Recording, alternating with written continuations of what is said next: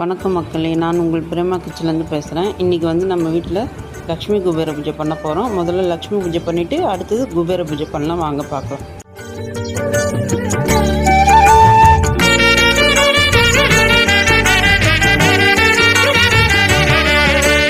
Lakshmi பாராயண் இல்லமே, Lakshmi பாராயண் இல்லமே, ஆலாழி Selvi Varalakshmi